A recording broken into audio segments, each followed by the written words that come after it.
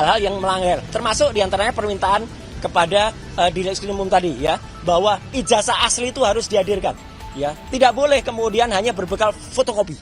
Assalamualaikum warahmatullahi wabarakatuh. Assalamualaikum warahmatullahi wabarakatuh. Ya, saya tidak ingin ngulangi apa yang sudah disampaikan oleh Pak Ahmad Kosinudin ya, koordinator non litigasi, sembari kita menunggu koordinator litigasi Pak Petrus Celestinus dan juga nanti penjelasan dari kuasa-kuasa hukum kami dan juga dari prinsipal yang lain ya. Maaf. Jatuh. Ya, banyak banget itu. Ya. Jadi yang pertama adalah benar bahwa hari ini karena saya adalah yang prinsipal, jadi kami yang kemudian dibela oleh beliau-beliau ini, jadi kami patut dan wajib datang. Oleh karena itu, ya, saya pun mengatakan kami selaku quote and quote terlapor itu sudah siap 11.000 triliun % siap kita ya untuk hadir ya. Tetapi sama seperti tadi yang disampaikan Pak Ahmad Kosinudin, dalam perkara ada yang pelapor, seharusnya pelapor itu duluan yang diperiksa ya. Pelapor itu duluan, urutannya begitu, dalam KUHP urutannya juga begitu. Jadi tidak lazim, tidak umum, bahkan aneh jika pelapornya, saya makanya juga tanya, kenapa pelapornya belum diumumkan untuk diundang atau dipanggil ya untuk datang. Ya, karena dalam perkara ini saja sebenarnya sudah ada yang main-main. Dari 5 pelapor di masing-masing Polres itu ada 2 ya. Kalau nggak salah satunya Karahayan, satunya siapa gitu ya. Andi Kurniawan. Bukan, yang Andi Kurniawan, Lekumanan itu serius. Satu lagi serius lagi yang Kapriani. Kapriani sama satu lagi yang Karahayan yang gugur. Itu tidak serius.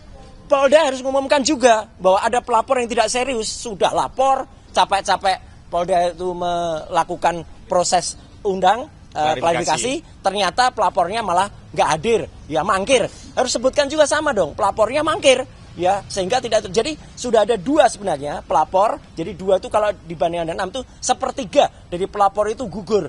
Sebenarnya harus dinilai ini, kalau sudah ada 1/3 yang tidak meneruskan, kan kasihan Polda Metro Jaya, uang negara sudah dihabiskan untuk membuat berita acara klarifikasi mereka, ternyata mereka tidak hadir. Yang kedua adalah soal pelapor utama, saudara JKW tadi ya. Nah, dia harus hadir. Dan kalau yang saya dengar tadi dari Pak Ahmad Kosinudin ya, bahwa dia katanya sakit ya, katanya ya, tapi hadir di salah satu kongres partai.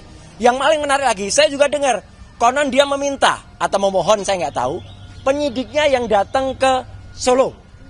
Ini luar biasa. Kita Indonesia itu menganut equality before the law. Ya, semua sama di mata hukum. Katanya dia sudah warga negara biasa.